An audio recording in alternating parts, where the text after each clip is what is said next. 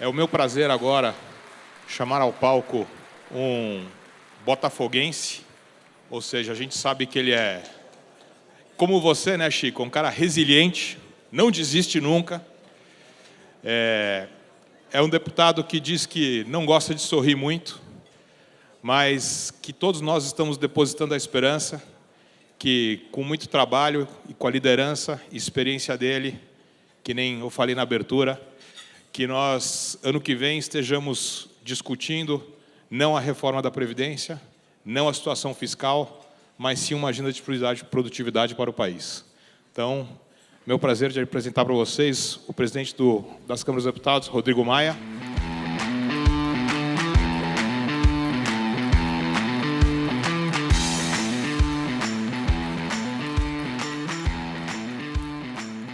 Diga-se de passagem, é o terceiro ano seguido, né, Rodrigo, na conferência. Tem que continuar porque está dando sorte. E para moderar o painel, eu gostaria de chamar a jornalista Renata Lopretti, que eu acho que dispensa apresentações e está conosco toda noite em casa.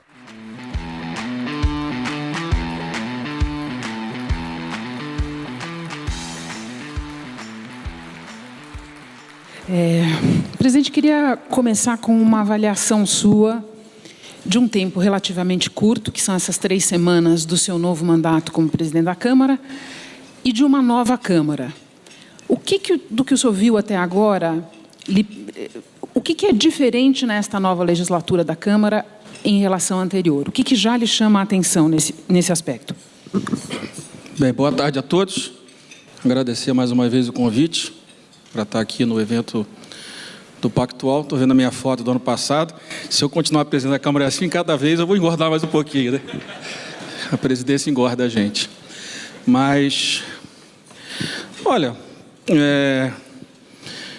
eu acho que tem um grupo de deputados de primeiro mandato, jovens. 2 estiveram aqui hoje, junto com a Joyce, falando mais cedo. Acho que tem um ambiente assim, mais liberal na economia para ajudar no plenário, apesar de a gente ter perdido alguns deputados importantes no nosso campo, como a Aleluia e o Paulo Derney, mas eu acho que tem uma garotada chegando aí com muita energia, né? E que vai aprender ao longo do processo o que é o Congresso Nacional, o que é a Câmara de Deputados, o que é um parlamento com 513 deputados. Eu acho que tem uma renovação, que é uma renovação por dentro da política mesmo, então não é uma renovação tão forte, e tem uma oposição mais forte hoje do que foi no governo do presidente Michel Temer.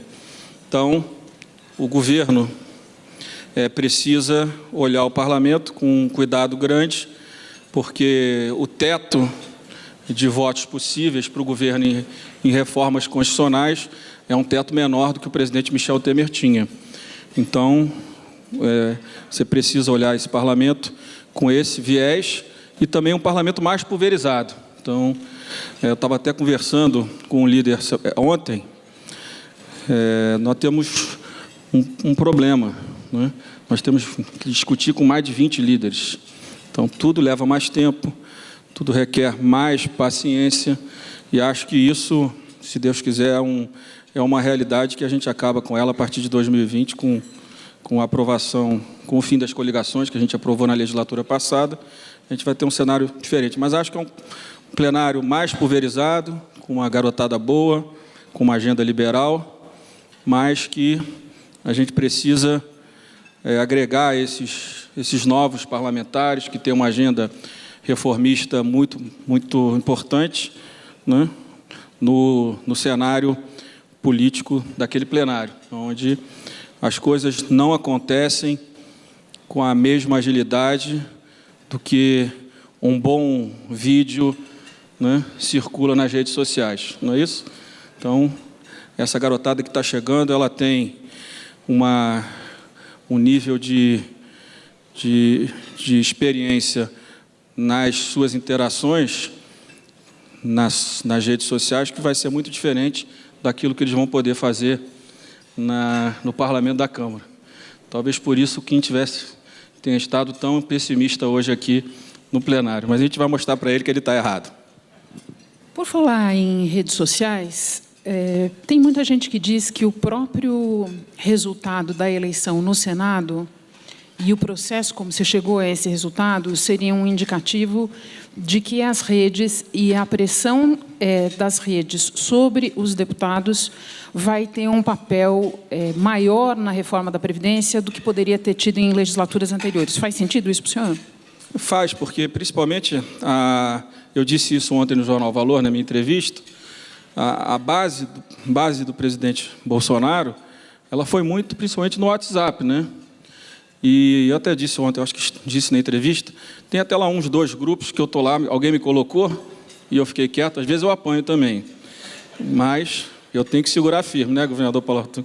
Porque eu não posso sair do grupo, eu tenho que continuar tendo informação. E um dos grupos, o coordenador chama assim... O senhor não pode sair do grupo nenhum, de jeito nenhum. E aí põe aqueles vídeos, os caras me xingando por causa do negócio dos 80 anos. Mas eu não falei 80 anos, mas eu fico quieto. E um dos grupos, o coordenador, é Coronel Alberto. E Coronel Alberto era ativo nas redes sociais até a semana passada. E essa semana botaram um vídeo do Bolsonaro falando contra a Previdência. E Coronel Alberto, coitado, há 3, 4 dias está calado. E o resto do grupo dizendo, Coronel Alberto, o que você tem a dizer?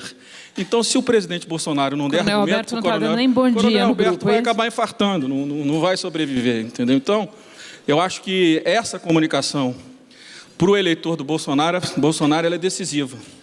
Ou ele vai organizar isso rápido, já está muito atrasado. As redes sociais, elas são muito, muito rápidas, nós sabemos disso. A contaminação, ela é quase que instantânea. Então, eu vejo com muita preocupação esse erro, que para quem conhece da comunicação nas redes, para mim parece o erro primário. Não ter preparado as redes exatamente com essa guerrilha, né? Eu digo sempre, na hora que aparece o vídeo de um trabalhador reclamando da reforma da Previdência, certamente quem colocou esse vídeo não é um trabalhador que vai se aposentar com salário mínimo, é o que vai se aposentar com 30 mil reais e com 55 anos. Então, a gente tem que ter a capacidade de fazer esse enfrentamento nas redes sociais. Não é a mesma coisa de botar um comercial no Jornal Nacional. No Jornal Nacional é diferente. É comunicação tradicional, pode ser um pouco mais dura, mas eu acho que o que vai mobilizar a sociedade, e a sociedade mobilizar os deputados, são as redes sociais. E se o governo não for rápido, a gente acaba contaminando, como acabou contaminada a reforma do Michel Temer. Outra coisa que eu acho importante, a gente fica vendo os articulistas falando, não, talvez esse negócio do BPC aí tenha sido um bode na sala. Não dá mais para botar bode na sala. Hoje a primeira imagem é que fica. No passado, até a informação chegar na sociedade, você já tinha colocado bode, o político já tinha pedido para tirar o bode, o político já tinha sido aplaudido, e aí o eleitor descobriu depois que tinha um bode na sala. Hoje não. Hoje o bode contamina a sala inteira, o ambiente inteiro, e a gente perde as condições. Então, acho que a comunicação precisa ser mais ágil, a guerrilha precisa existir. Os que não querem a reforma, eles não jogarão o jogo formal, o jogo educado, eles partem para um jogo muito pesado. E se a gente que compreende a importância da reforma não tiver essa comunicação, e nós temos o melhor comunicador, a melhor estrutura de comunicação de WhatsApp hoje, que é a estrutura do PSL, do presidente Bolsonaro, e que a gente não pode perder a oportunidade de utilizá-la, do meu ponto de vista. Nós vamos falar de BPC, vamos falar de aposentadoria rural, vamos falar de tempo de contribuição, mas antes eu queria juntar 2 ideias que o senhor expôs aqui. Primeiro, quando o senhor disse logo no início, a respeito do novo parlamento, que a oposição está mais forte no novo parlamento. Essa é uma ideia que eu queria que o senhor desenvolvesse um pouco mais, porque muita gente pensa numa perspectiva que não é a do Congresso e olha e o que vê é uma oposição muito fragilizada, muito dividida. Já o senhor está alertando para o seguinte, na Câmara a oposição está mais forte do que na legislatura anterior.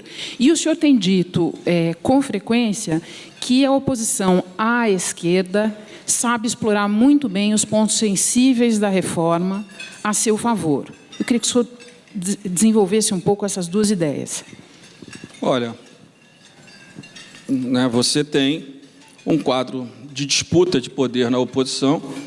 É claro que ficou nítido para todos eles que o ciclo do presidente Lula, de fato, acabou. Vai ter que se construir um novo ciclo. Claro que o PT vai querer liderar, o PDT com Ciro Gomes vai querer liderar, então fica um conflito que reflete no parlamento. As próprias alianças construídas na eleição de 2018, quando o ex-governador Ciro Gomes foi abandonado por parte da esquerda, também gera reflexos na ação parlamentar deles. Mas a Previdência, a princípio, unifica a esquerda, né? Unifica o discurso deles contra. Então, a Previdência é um instrumento de unificação da esquerda no campo ideológico político deles, né? Como essa crise na Venezuela também unifica a esquerda, né? Um erro, também acho que um erro do Brasil ter se envolvido num negócio desse tamanho, né? Sem ter muita coisa a ver com isso. Então, eu acho que a reforma da Previdência unifica. Como é que a gente tem que entrar na oposição? Eu estou tentando fazer, já conversei com muitos governadores, os estados tendem a quebrar, obviamente, bem antes do governo federal. E eles estão vendo que, se tem 7 em calamidade financeira hoje, em 2022 vai ter 20. É a projeção que eles fazem. E se a reforma da Previdência não for aprovada, teremos 20, 21, 22, quase toda a federação com dificuldade de pagar os salários.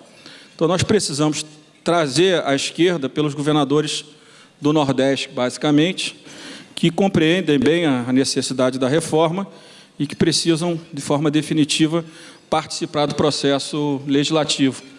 Nos últimos 2 anos e meio que eu presidi a Câmara, pela minha falta de experiência, talvez, a gente foi dando fluxo de caixa para eles em alguns projetos ao longo dos 2 anos e meio e só fui compreender que era um erro grave, porque a gente nunca cobrava deles o apoio para as reformas estruturais, como a Previdência. Então, eu acho que nós estamos num ponto, né, nós estamos lá com a securitização da dívida ativa dos estados pronta para votar. Podemos votar no dia seguinte da gente aprovar a reforma da Previdência. Eles querem resolver parte da cessão onerosa que o ministro da Fazenda, no ano passado, da Economia, no final do ano passado, prometeu no almoço com os governadores. Não tem problema. Depois da Previdência, já está combinado, a gente aprova. E dizer para eles que não vai ter reforma dos estados se eles não votarem. Se os partidos de esquerda não colaborarem com os votos, então a gente deixa que a reforma dos estados seja feita pelas assembleias naquilo que for possível. O que não for possível, não é possível.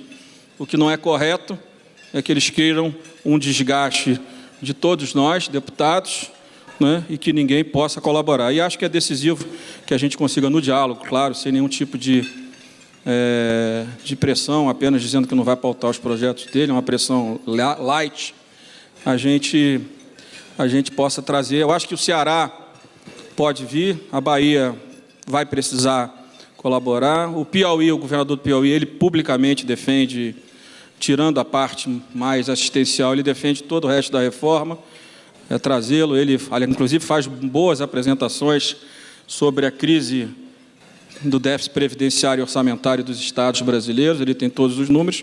Ele tendo os números, ele não tem como não participar. E ele, de fato, quando eu fui ao Piauí semana passada, a gente deu uma coletiva junto e ele falou a favor da reforma. Então, eu acho que tem caminho. Agora, eu acho que a gente tem também, nós, deputados, também temos que cobrar daqueles que influenciam o parlamento, como os governadores, ajuda, porque senão fica tudo muito sobrecarregado no parlamento brasileiro e, às vezes, a gente acaba tendo dificuldade de avançar com temas que interessam a todos os entes da federação.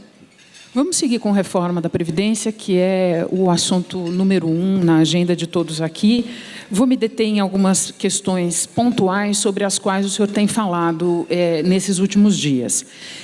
E sobre uma observação sua de sentido mais geral sobre mudanças, quando o senhor diz que aconselha retirar o que do ponto de vista fiscal não ajuda e do ponto de vista político contamina. E o senhor tem se referido com mais frequência a 3 pontos que eu queria ouvi-lo aqui a respeito. O primeiro deles é o tempo de contribuição. O senhor tem uma declaração sua numa entrevista hoje ao jornal Valor Econômico, que o senhor diz que o tempo mínimo de contribuição de 20 anos, palavras suas, onera demais a base da sociedade. O senhor quer falar um pouquinho sobre isso? Não, é um dado do nosso sistema do regime geral. 70% do regime se aposenta com 65 anos porque não consegue cumprir os 15 anos de contribuição, né?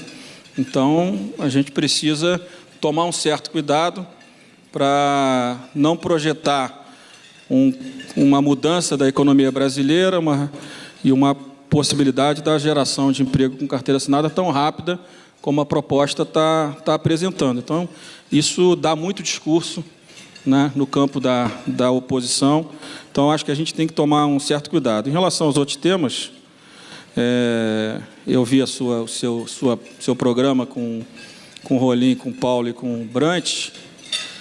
Se o impacto fiscal do BPC é até negativo, segundo o Rolim, para que a gente vai contaminar esse debate com algo que não vai ter impacto fiscal? Se a gente vai ter que discutir o BPC, vamos discutir depois, com calma, ouvindo a sociedade de forma mais transparente, sem misturar com um tema tão complexo como a Previdência. Essa questão do BPC se enquadra naquilo que o senhor estava falando sobre não cabe mais bode na sala, é isso? Eu acho que não, e acho que tem uma tese errada da equipe econômica, que eu defendi essa tese até ano passado, retrasado, eu acho, sobre a concorrência de um sistema com o outro.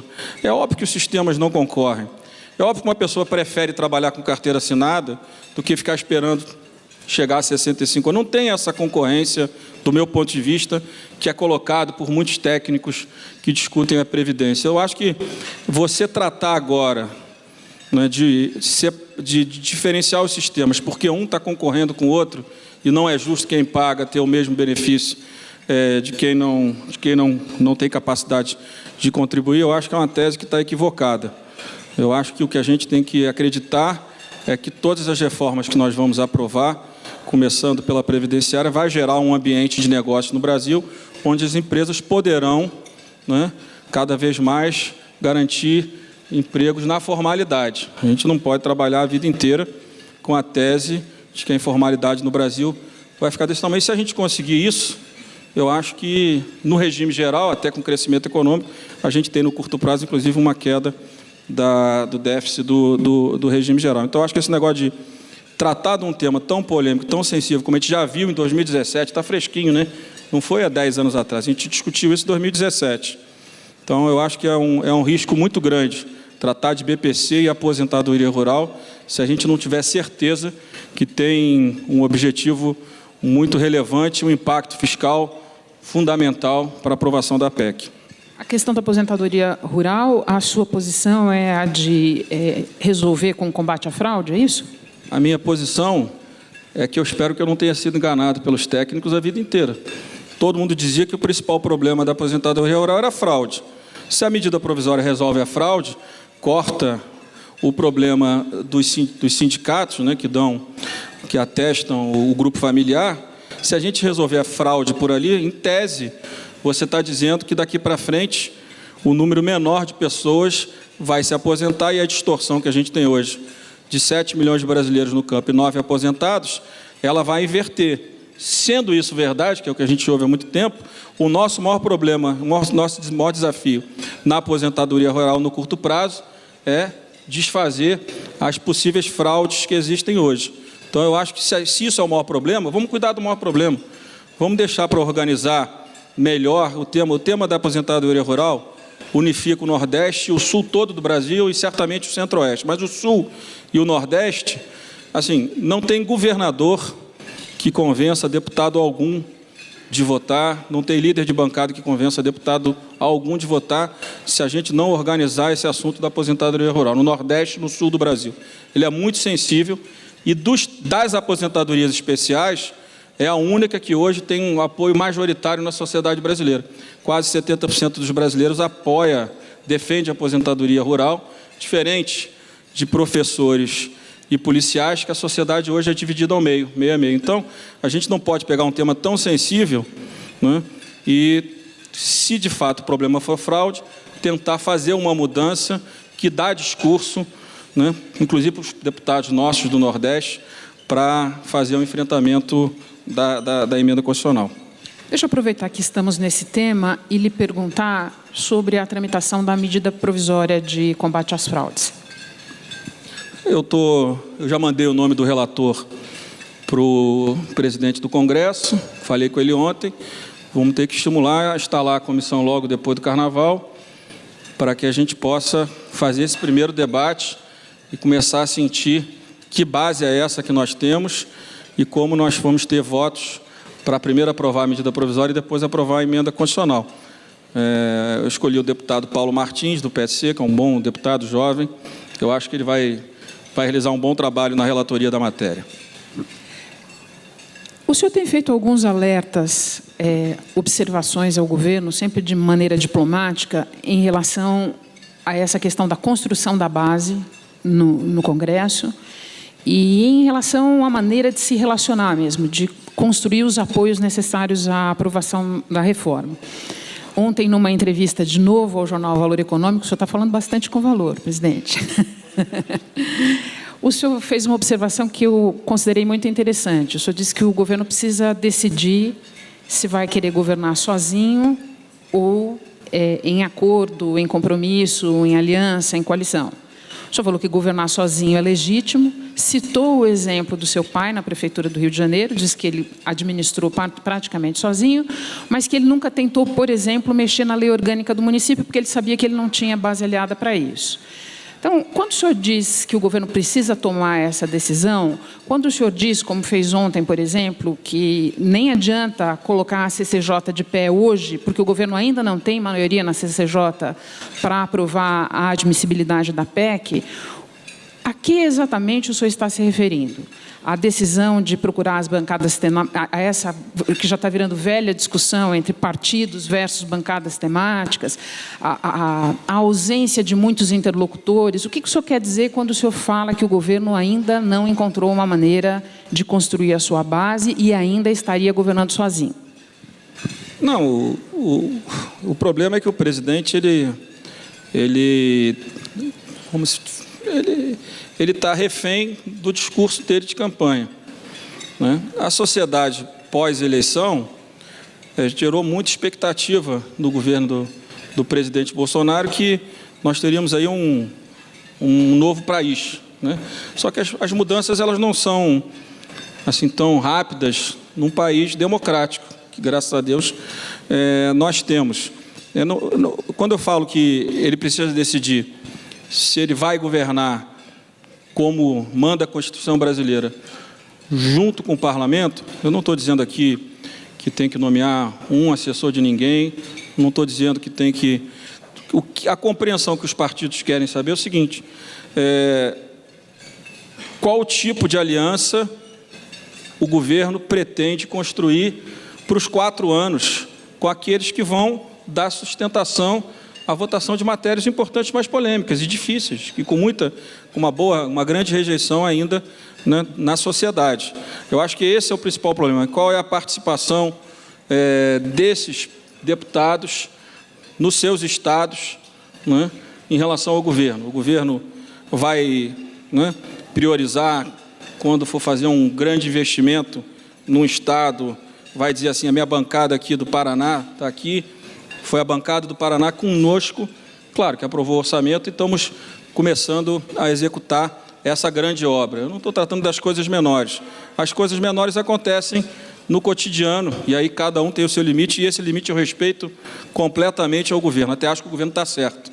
Não tem como o ministério funcionar bem quando você nomeia o ministro uma pessoa, o outro nomeia o secretário executivo, o outro nomeia o diretor. Isso é uma confusão que não funciona. Nenhum país sério pode funcionar assim. Então, acho que é uma decisão correta. Agora, aí a discussão mais importante é qual é a aliança que ele vai construir. E a gente não pode continuar nesse debate, no meu ponto de vista, o que é nova, o que é velha política. Tem a política, né? E o parlamento, né, é o ambiente mais importante do diálogo. A política precisa compreender de que forma que o presidente Bolsonaro pretende se relacionar com o parlamento, até porque nós também temos os nossos eleitores, que também nos elegeram, que também nos demandam realizações nos nossos estados, principalmente no momento que os prefeitos e os governadores estão numa situação fiscal muito ruim. Então, a questão é construir uma aliança. A gente não pode menosprezar a política, criminalizar a política em todos os momentos, né? essa linha de qualquer nomeação está errada, mas aí você vai vendo, tem todo mundo nomeando. Não estou reclamando, pode nomear quem quiser, nunca nomeei. Fui 13 anos oposição ao PT, nunca aderi, nunca quis aderir. Então, para mim, isso não é problema. O problema é a questão da governabilidade da casa em conjunto e que essa aliança vai gerar de resultado. Porque a gente sabe que a aprovação da Previdência vai ter um peso muito forte, né, no sucesso do governo até 2022. E acho que o que os deputados estão preocupados é compreender de que forma que essa agenda positiva que vem depois da Previdência, ela será uma agenda de todos e não apenas do Poder Executivo. Ainda sobre o cálculo que o senhor faz, conhecendo o plenário e conhecendo a divisão partidária da Câmara hoje, quando o senhor diz que o governo não tem maioria nem sequer na CCJ, eu lhe pergunto, o senhor arrisca algum número de qual é o tamanho da base do governo hoje na Câmara? Ou uma pergunta tributária, que não é exatamente a mesma. Quantos votos o governo teria hoje para aprovar a reforma da Previdência? Não tem como saber quantos votos o governo tem hoje. Eu digo que o governo, para começar a trabalhar, na hora que o presidente, a CCJ for instalada, ele precisa ter dos líderes partidários, que são eles que indicam os membros da CCJ, não são as bancadas temáticas. É por isso que é impossível você pensar em governar sem os partidos. Aliás, a presidente do Parlamento espanhol teve no dia 1º de janeiro na posse, almoçou comigo. Ela me disse, presidente, Rodrigo, me explique como é que é isso de trabalhar sem partido político. Na Espanha isso não existe, a hipótese de você governar sem os partidos políticos. A gente não quer trabalhar com as práticas antigas dos partidos políticos, mas os partidos, eles também precisam se renovar e eles precisam continuar construindo os seus espaços na democracia. Deixa eu primeiro pedir uma ajuda. As perguntas da plateia não estão entrando aqui. Eu tenho a impressão que tem algum problema com esse tablet. Se alguém puder me ajudar, eu agradeço. Enquanto isso, eu sigo com as minhas perguntas. Ainda sobre a questão do governo e a questão de quem são os interlocutores do governo no parlamento. Muita gente com experiência em outras votações importantes, votações difíceis, dizem para a gente o seguinte, não basta ter um interlocutor do governo, você precisa ter esse coordenador do governo, esse negociador de governo, precisa ter um pequeno exército trabalhando com ele no plenário para conseguir os votos. Em que medida isso já existe ou nada dessa arquitetura existe ainda no governo Bolsonaro, presidente? Não, eles estão construindo. O governo tem um líder na Câmara que está construindo a maioria do governo, né?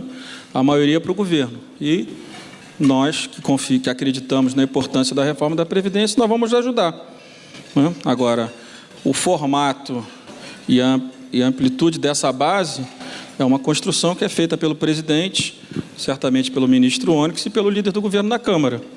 Essa construção precisa ser feita, ela está em formação. Hoje eu digo que o governo tem o PSL na base do governo, não tem mais partido algum, até porque não adianta nenhum partido, como é o caso do DEM, que muitas pessoas ficam pressionando. Como o DEM é o meu partido, não adianta, para querer ajudar, eu colocar o DEM na base do governo, sem eu compreender que num quadro pulverizado, o DEM sozinho não vai resolver o problema do governo. Então a gente precisa trazer 10, 12 partidos juntos, para que a gente tenha musculatura para dizer, agora nós temos uma condição para aprovar não apenas a Previdência, mas a medida provisória da Previdência e outros temas. Então, ir sozinho para a base do governo hoje, como o próprio governador Caiado colocou numa entrevista domingo, eu acho que é uma precipitação, um erro de avaliação em relação a como é que forma a base no parlamento brasileiro. Ou a gente traz todos os partidos, né, que têm uma linha ideológica mais de centro-direita, ou a desorganização vai só ficar maior nos próximos meses. As perguntas da plateia voltaram, muito obrigada, e eu queria usar uma pergunta aqui para embarcar uma outra ideia sua e ouvi-lo. A pergunta é, a estratégia de negociar com as frentes parlamentares lhe parece correta? E eu junto aqui uma observação que o senhor fez nessa entrevista, a que eu me referia do valor, quando o senhor diz que bancadas temáticas são mais caras do que partidos. Pode explicar isso um pouco?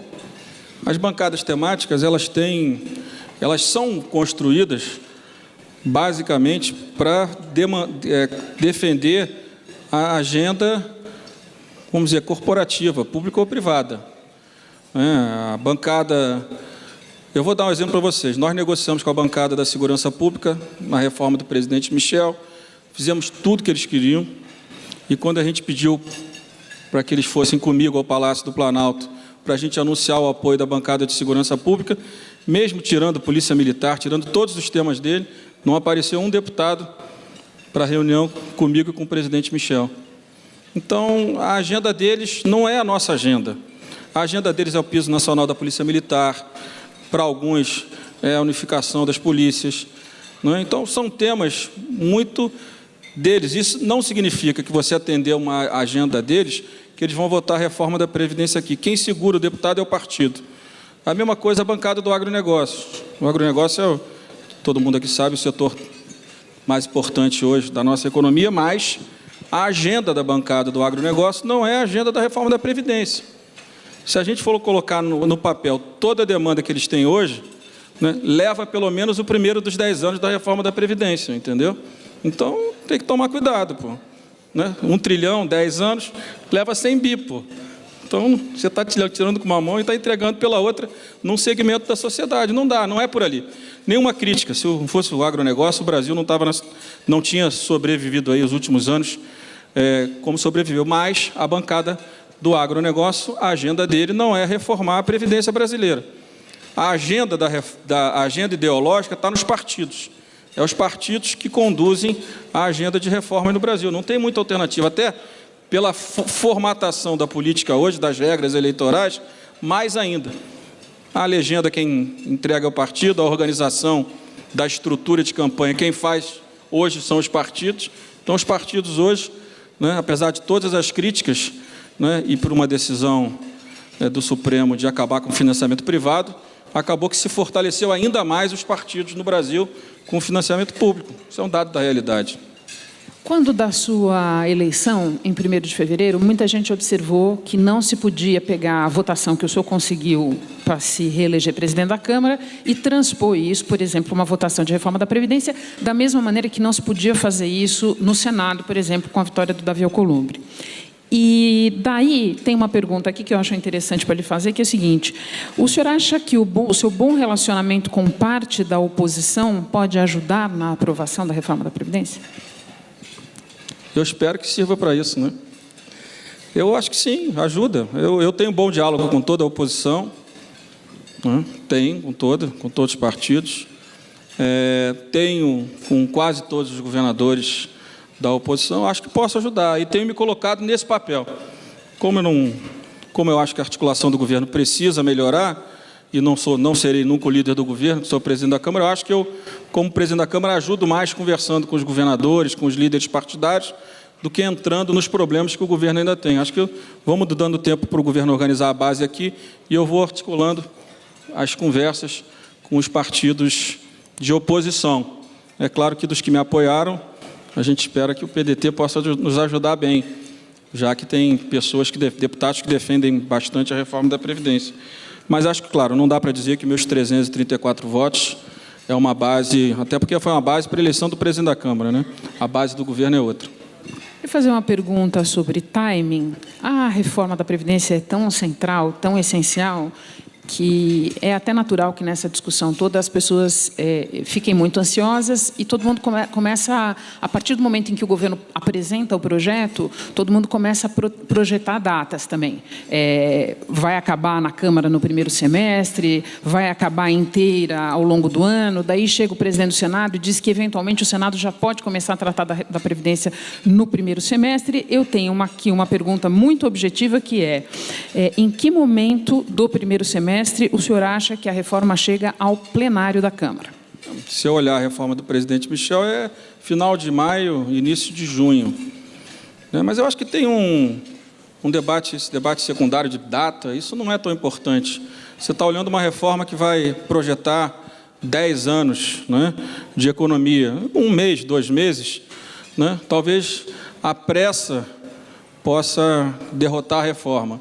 E aí não tem 10 anos de economia. Então, perder 1 mês, perder 2 meses, Eu acho que a gente está olhando uma coisa de longo prazo com uma ansiedade de curto prazo, né?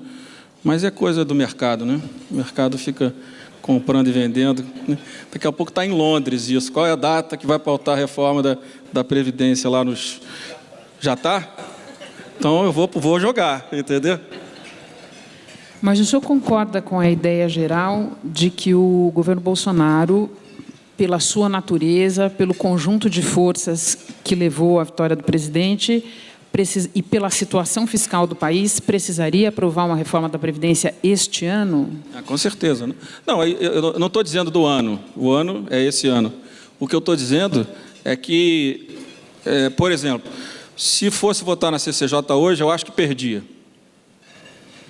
né? Ou não votaria. A maioria dos deputados ia obstruir, ia derrubar a sessão para não deixar votar. Eu acho que isso era o mais provável. Também ninguém vai derrotar a admissibilidade da reforma da Previdência.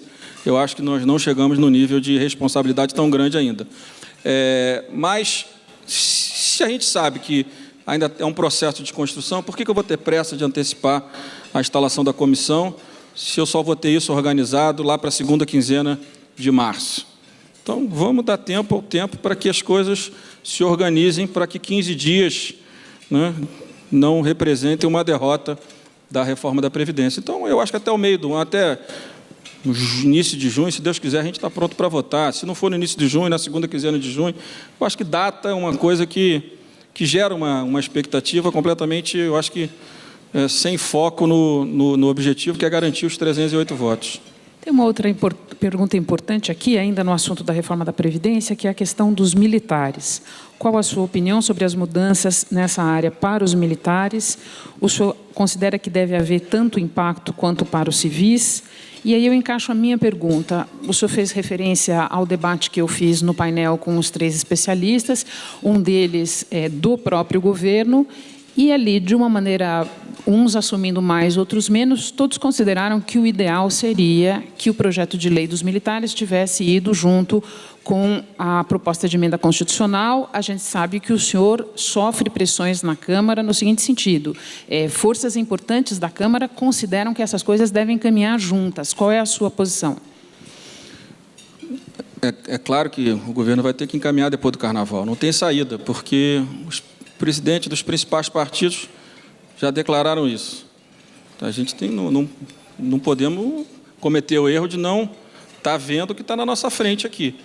Depois, há uma preocupação das Forças Armadas que, no final, só eles paguem a conta. Quer dizer, que a gente aprove só o projeto de lei, não aprove a emenda constitucional. É por isso que o governo não encaminhou, do meu ponto de vista. Mas eu já disse ao ministro da Casa Civil que pode encaminhar, que o projeto de lei será votado depois da reforma da Previdência, já que essa é uma preocupação deles. O que a gente não pode é não ter o texto apresentado, porque aí do outro lado também os deputados estão dizendo, eles vão fazer a gente aprovar a reforma geral e não vão encaminhar depois os militares. Então fica um lado desconfiando do outro. Então encaminhe e a gente pauta depois da emenda constitucional, né? E acho que isso tranquiliza o ambiente na Câmara e nos ajuda a tramitar a emenda constitucional. Ainda sobre a questão dos militares, nesse painel, o economista Paulo Tafner, que é autor do livro talvez mais comentado no momento sobre reforma da Previdência, baseado num estudo que, em boa medida, instruiu o projeto do governo, ele disse o seguinte: olha, é perfeitamente legítimo pensar num sistema diferenciado para os militares, dada a natureza do trabalho deles. Um soldado não vai ser soldado 30 anos, etc. Mas daí ele diz, o que só tem no Brasil, o que não tem em nenhum outro lugar, é o militar se aposentar pelo topo da remuneração. O senhor tem posição a esse respeito?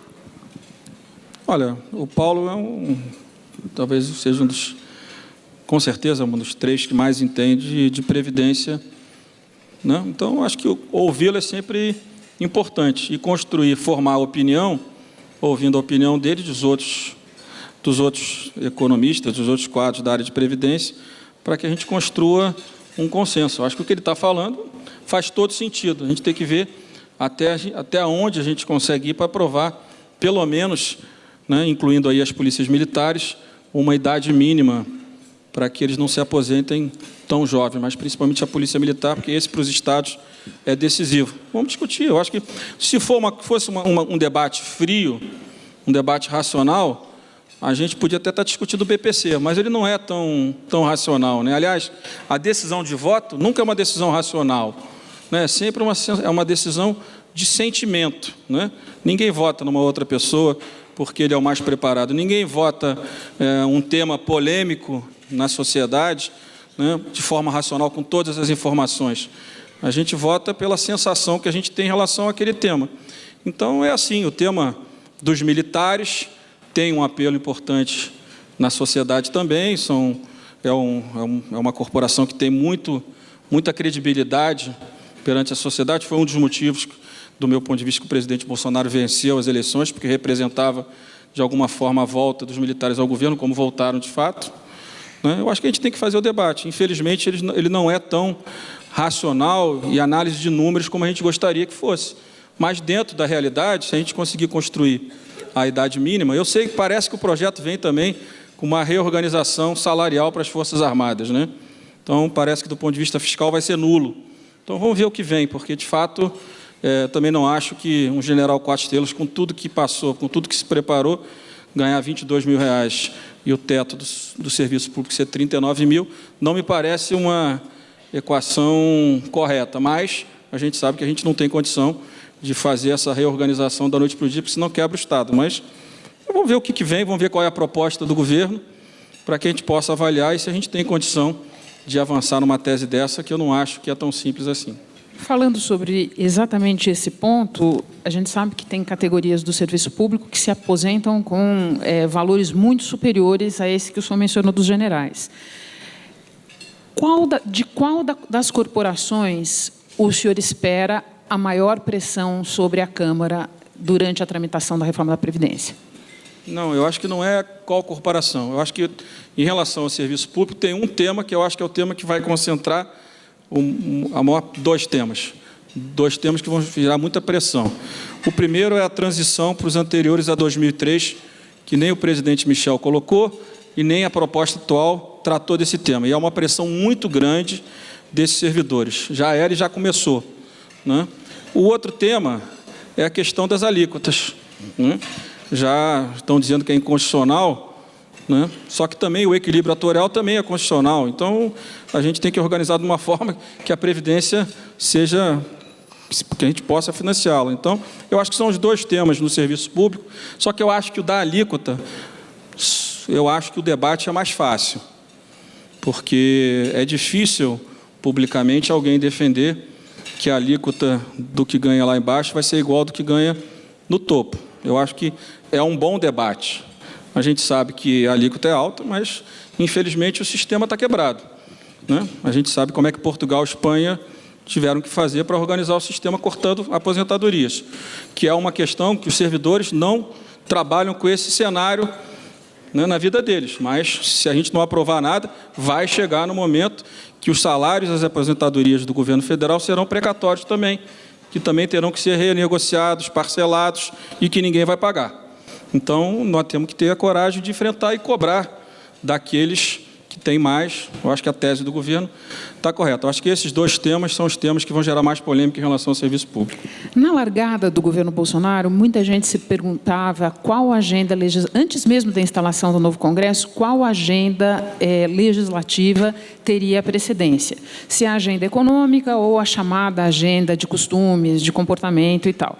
E, nesse momento, essa discussão virou muito mais específica, presidente, porque chegaram ao Congresso praticamente ao mesmo tempo o projeto de reforma da Previdência e o pacote do ministro da Justiça, Sérgio Moro.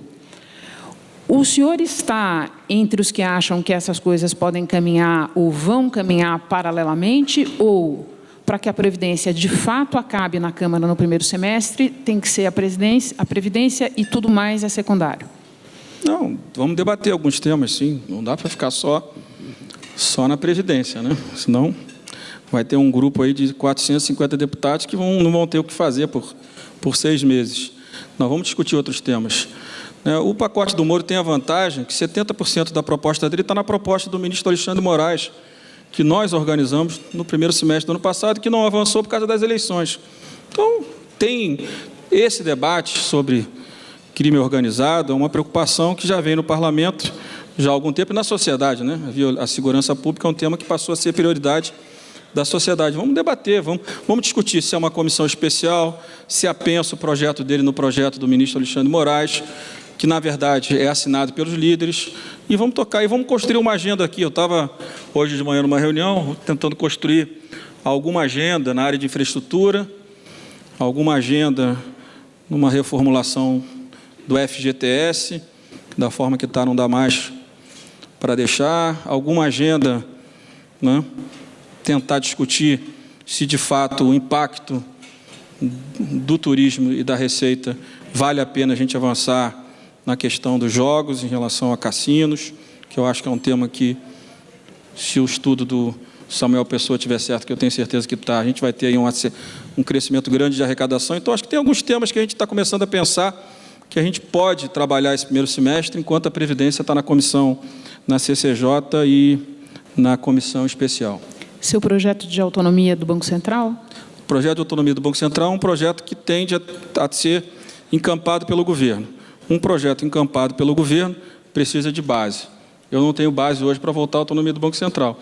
Eu tenho maioria a favor da autonomia, mas eu tenho que organizar a base antes para votar a autonomia. A autonomia está pronta, o Ilan deixou pronto o projeto, o presidente Roberto Campos já fez umas pequenas mudanças, então ele está pronto para votar. É só o tempo de a gente organizar a base e conseguir estruturar com os líderes a votação da autonomia. Não vejo problema de votá-lo também antes da Previdência, contanto que a gente consiga o mais rápido possível ter uma base que me dê conforto para isso. Ainda falando sobre o pacote do ministro Sérgio Moro, falando de um tema que ficou fora do bloco principal de medidas, que é a tipificação do crime de Caixa 2. Sua posição pessoal, presidente? A gente aprovou em 2016, está no Senado desde 2016. Eu acho que esse tema não tem problema nenhum no parlamento. Tipificar o Caixa 2, eu acho que, inclusive, teve maioria absoluta na votação, mais de 300 votos. Eu não vejo, porque vai votar de novo, a gente vota de novo e depois o Senado vota. E o que o senhor acha que levou o governo a deixar de fora do bloco principal de medidas? Não sei, eu acho que talvez misturar os temas que não têm relação direta, talvez tenha gerado um desconforto dos parlamentares. Não pelo tema, não pelo mérito, porque estou dizendo esse mérito, eu voto amanhã e tem mais de 300 votos, mas mais por misturar, né, segurança pública, tráfico de drogas e armas, com crime do colarinho branco. São coisas diferentes. Isso talvez tenha gerado algum desconforto. Mas, se quiser, pode pensar também. A gente vota junto quando votar o projeto do Moro. Pergunta da plateia, hein? Não é minha, presidente. Pedindo para o senhor nomear 3 qualidades e 3 defeitos do governo Bolsonaro. Não é minha. Joyce, sobe aqui. Não, eu acho que o presidente, eu acho que foi um gesto importante ele ir ao parlamento e deixar claro que a posição passada dele era uma posição errada em relação a esse tema. Eu acho que isso é um gesto, para quem preside o Brasil, muito importante. Eu acho que a clareza de que ele quer mudar, né? Quer mudar o Brasil, para isso que ele foi eleito, né? Acho que são características, são dois temas nesse primeiro governo, nesse início de governo, que são importantes. Não vou falar que crítica, né, mas, de fato, precisa organizar, né, a política. Quem organiza a política no Brasil, claro, é o presidente da Câmara, do Senado também, mas o presidente da República é ele que organiza a política. E ele precisa organizar a política. Não é uma crítica, mas é um entendimento de que é importante que ele compreenda que o parlamento e a política vão gerar as condições para que ele construa esse novo Brasil que ele prometeu nas eleições e ele tem expectativa de entregar em 2022. Uma outra pergunta da plateia. Quem faz a pergunta faz um cálculo de 30 mil servidores no Congresso Nacional, incluindo concursados, comissionados e terceirizados. Se o senhor não acha que isso é demais, que o senhor não acha que não está na hora de fazer uma reforma administrativa da Casa, para dar o exemplo. 30 mil? Eu estou dizendo que é o número da plateia, porque eu não tenho esse número comigo e então, ele está parecendo um pouco grande, mas não tem esse número aqui comigo. Não tem 30 mil, não. Quantos tem, presidente? O senhor tem de cabeça? Mais ou menos. São 2.900 estatutários. Eram 12.900. 2.900 estatutários. Não, se fosse 30 mil, Deus me livre. É muito caro a Câmara para custar 30 mil servidores. 30 mil estatutários custa caro. 2.900... Terceirizados já chegou a ter 2.900, 2.800, hoje tem 1.800. A gente cortou muita coisa. A Câmara de Deputados foi de todos os poderes, separando Câmara, Senado, Judiciário, STJ, Supremo, Justiça Federal, Justiça do Trabalho, Ministério Público, Defensoria Pública.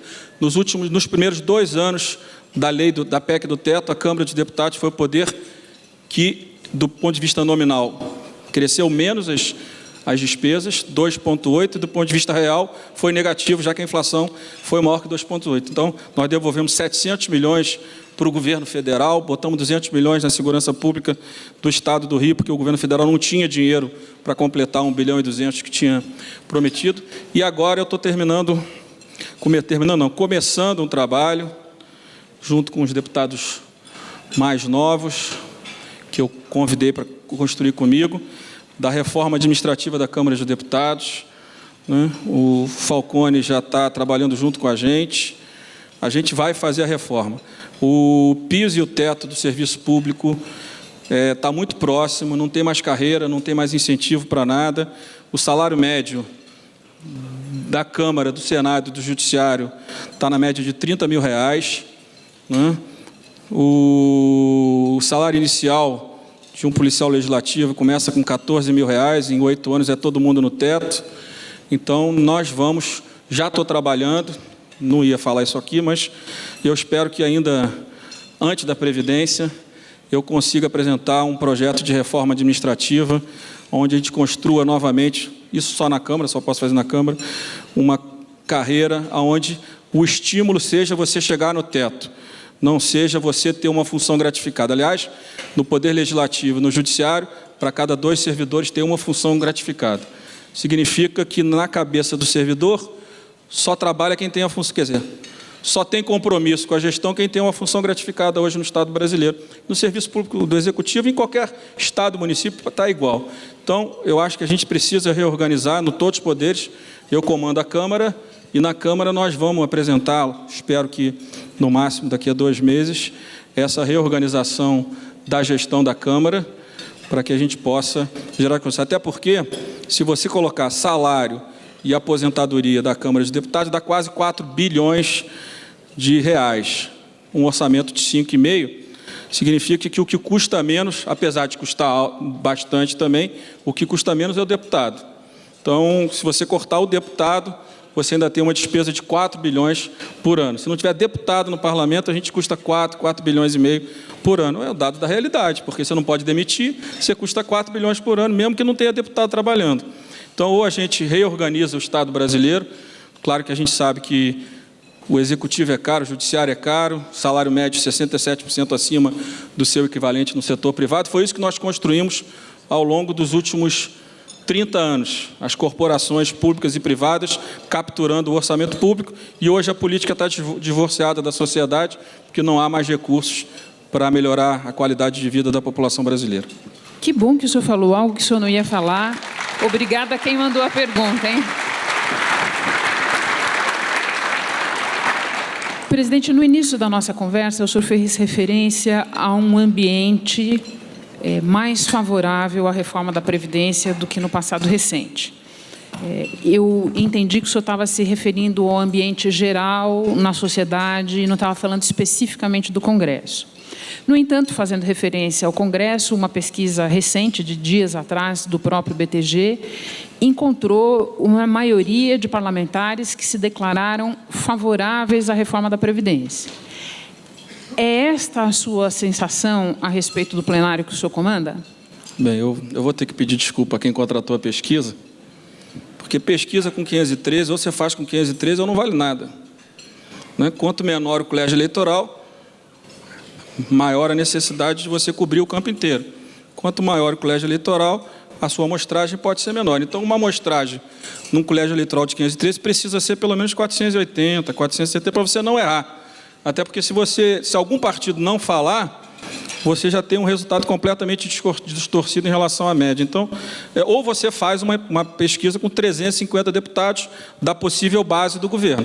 Aí sim você pode acertar. Mas hoje eu vi uma que não era do Pactual, com 212 deputados.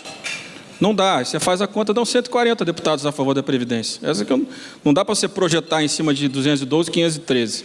Então, eu acho que essas pesquisas, a gente precisa ter mais cuidado para a gente não projetar algo que não é verdadeiro em relação ao colégio eleitoral da reforma da Previdência. Olha, a primeira pergunta em que o perguntador se identifica aqui, e eu vou identificá-lo porque é o meu colega Carlos Andreazzi. Rodrigo Maia é candidato à Prefeitura do Rio de Janeiro? Agora, cadê o Carlos Andreazzi? Porque ele falou tão mal de mim durante tantos anos, e essa pergunta eu fico aliviado. Não sou candidato a prefeito do Rio. Não sou candidato. Sou candidato a terminar bem meus 2 anos de presidente da Câmara, entendeu? E depois de 2 anos conseguir uma vice-presidência no Pactual como meu amigo o ministro Nelson Jobim, e virar banqueiro, porque eu até agora só consegui ser bancário, entendeu?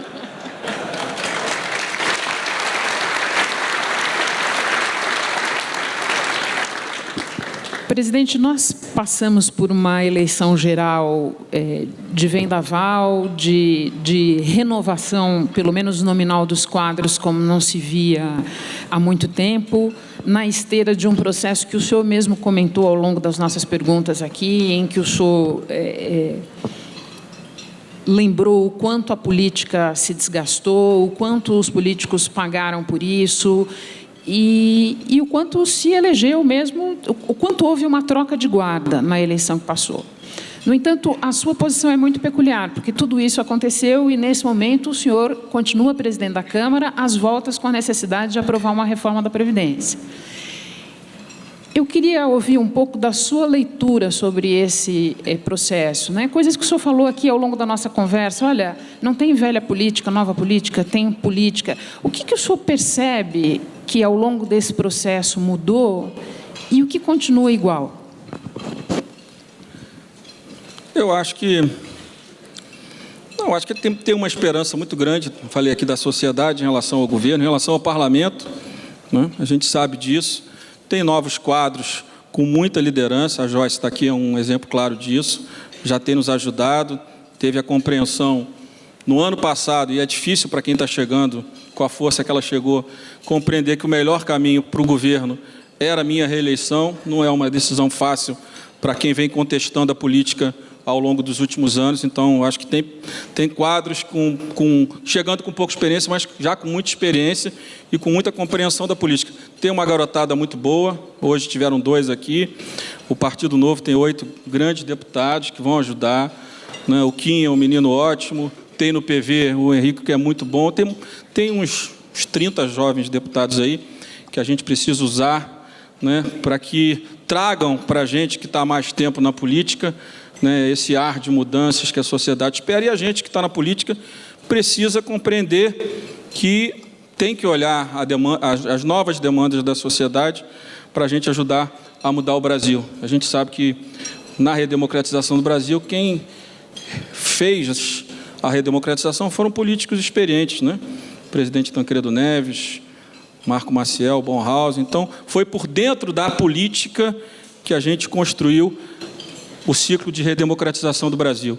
E não tem como não ser pela política, e a gente que está há mais tempo, alguns nossos que compreendem, acham que a única forma de eleição é uma nomeação ou uma emenda, que eu acho que tem um ambiente diferente na sociedade, tem mudanças na forma de comunicação, né, na forma de interação da sociedade, inclusive uma contestação no mundo inteiro da democracia representativa, da democracia liberal, que nós vamos ter que compreender e construir de que forma que nós vamos nos reconectar com a sociedade. Então, acho que é um parlamento que tem, eu acho que tem um espaço grande para que a gente possa, né, começando pela agenda da Previdência, ter um pessoal novo ajudando a gente a enxergar essas mudanças e que a gente possa ter no parlamento, nesses 4 anos, uma casa que volte a ser respeitada, que volte a ter uma agenda em prol, né, da sociedade como um todo, né, e acho que esses novos deputados e deputadas eles vão dar uma contribuição importante naquele debate no plenário. Tem sempre no início um certo radicalismo ali, uma certa torcida, na verdade, né? Os deputados pulam para o lado de cá e não eram deputados, pulam para o lado de cá e continuam sendo, vamos dizer assim, torcedores no enfrentamento, mas acho que isso, com o tempo, eu acho que diminui um pouquinho, porque a sociedade começa a cobrar também, né? Resultados. E aí, pela internet, cobra, pelo WhatsApp, cobra mais rápido. Amigo, tudo bem, você está aí batendo no PT, bacana, mas e aí? E o crescimento do Brasil, a geração de emprego? Então, acho que tem um novo ambiente, eu acho que a gente tem tudo. Acho que tem um ambiente de diálogo com a oposição, com os partidos de esquerda, que também é muito bom. Acho que os líderes da oposição hoje são pessoas bastante sensatas. Eu digo sempre, disse até ao presidente Bolsonaro, né, que, por exemplo, o deputado Orlando Silva é um quadro que é do PCdoB, mas tê-lo como um bom interlocutor no plenário ajuda muito. E, para encerrar, se não fosse, por exemplo, o Orlando Silva relatando a desoneração da Folha, nós não teríamos a boa notícia que em 2020, aquele programa criado pela Dilma, que só gerou prejuízos ao Brasil, né, que a gente conseguiu acabar com as desonerações relatadas por um deputado de oposição. Então, acho que tem um ambiente ali de bom diálogo, em que a gente pode construir boas agendas para o Brasil, começando aí pela Previdência, mas acho que tem outras agendas. Eu acho que a infraestrutura é um tema fundamental. Depois de discutir a questão tributária, a gente vai ter que enfrentar, não tem saída, não dá mais para ter... O sistema não está na mais também para a Receita continuar, né, criando normas e normas e normas, onde isso só vai gerando insegurança jurídica para o setor privado. Então, acho que o parlamento é o ambiente onde o presidente da República vai poder contar para que se construa, não vou dizer a nova política, porque é a política que resolve, mas um novo Brasil, um Brasil que teve um ciclo importante de 30 anos, mas que esse ciclo acabou, né, e a gente precisa reconstruir e começar um novo ciclo para que o Brasil volte a crescer e gerar empregos. Vou encerrar com uma pergunta da plateia e remeter ao momento em que o senhor falou sobre a importância do governo mobilizar a sua base e as redes pela reforma da Previdência. A pergunta é uma pergunta ancestral nessa discussão sobre a reforma da Previdência. Por que nenhum governo consegue... Por que o parlamento não consegue? Por que os engajados na reforma da Previdência não conseguem vender ao público, explicar ao público que o projeto da reforma da Previdência, a ideia de uma reforma da Previdência, é uma ideia pró-maioria e contra privilégios? Porque talvez aqueles que tenham comandado as reformas ao longo desse período todo, desde o presidente Fernando Henrique, tenham trabalhado muito com a razão e não com a emoção. E a decisão da sociedade é sempre uma decisão, como eu já disse aqui, emocional, sentimental, não é racional. Né? As pessoas não compreendem. Eu acho que, por isso que eu digo que a participação do presidente da República, que compreendeu isso, melhor do que todos nós aqui juntos, que é importante que ele traga esse sentimento que ele conseguiu transmitir para a sociedade no processo eleitoral, que ele traga para o debate da Previdência. Agora, a discussão da Previdência ela é polêmica no mundo inteiro, não é? Num mundo onde as pessoas vivem cada vez mais, é sempre necessário estar discutindo e reformando a Previdência. Mas eu acho que o nosso maior problema é que aqueles que defendem são muito racionais nas suas, que nem eu tento ser sempre, e isso acaba não impactando a ponta. Impacta muito mais a ponta, e o então presidente, que não é mais, presidente da Associação dos Juízes Federais, e no Piauí dá uma entrevista, mentindo, dizendo que a reforma da Previdência do Michel inviabilizaria o motorista de ônibus de se aposentar quando chegasse a 65 anos se tivesse desempregado. E esse vídeo circulou e continua circulando agora de novo. Então, esse ambiente da emoção vale muito mais do que a razão, que ele diz, você não vai se aposentar, eles estão te enganando. Então, a gente tem que fazer o discurso inverso. Olha aqui como é que esse pessoal está te enganando. Nesse caso desse vídeo, eu disse na entrevista, eu recebi esse vídeo novamente de um caminhoneiro e perguntei a ele, amigo, você acha mesmo que esse juiz está defendendo os seus interesses ou você acha que ele está defendendo a aposentadoria dele com 55 anos e 30 mil reais? Aí ele respondeu, não, você tem razão, mas eu não sou bom, não. Eu sou meio analógico ainda. Então a gente precisa desse pessoal do mundo digital para ajudar a gente a aprovar a reforma da Previdência. Queria agradecer muito ao presidente da Câmara pela entrevista, a vocês, as perguntas da plateia.